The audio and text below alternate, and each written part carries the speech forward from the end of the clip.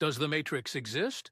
Surely many of you know what I'm talking about, but for those who don't know, it's a parallel reality that we are not aware of, controlled by machines that use human beings as batteries from which to draw electricity. This is the plot of one of the most famous science fiction movies in the world, called The Matrix. The film became famous for its innovation in special effects, but above all, for its original plot. Even if you may believe that The Matrix is just a science fiction movie today, I want to talk to you about how The Matrix is more real than you can believe, and I will do it through a sociological analysis, starting from everyday reality. Before comparing the film with the society in which we live, we must define the term society. Surely we are all clear about what we are referring to when we talk about society. But from a sociological point of view, this word is a more complex concept. A society is defined as when at least two individuals are united by relationships of various kinds, between which forms of cooperation are established to ensure mutual benefits. Before any society, there is only the environment in which we live. In our case, this universe with our planet. Before a society is established, the individual finds himself living the reality that surrounds him without knowing anything about why he is there.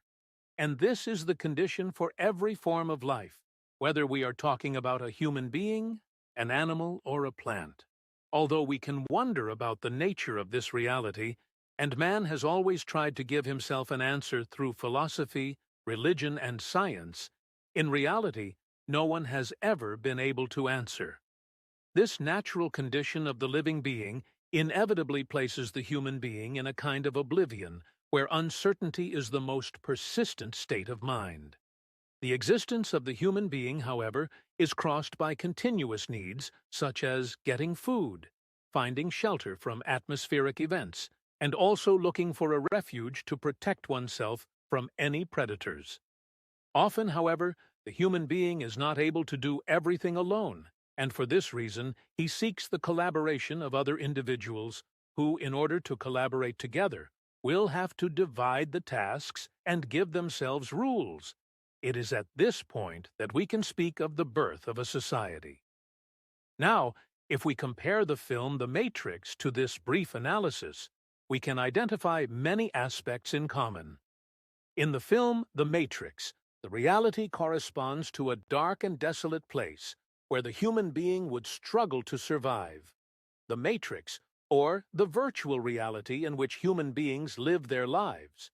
Instead, it corresponds to a reality as we know it, made up of people walking who go to work at the restaurant, etc.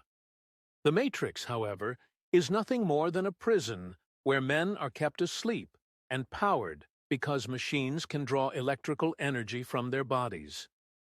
The human being has come to constitute a society because the world around him is perceived as alienating with all the dangers that can be encountered, or because of all the needs he needs.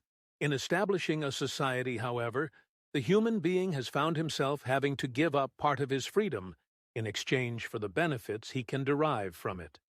In conclusion, the human being is naturally forced to live in a matrix that provides him with everything he needs.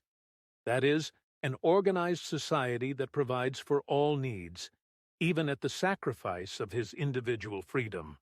The video ends here. Leave a comment to let me know what you think. See you soon.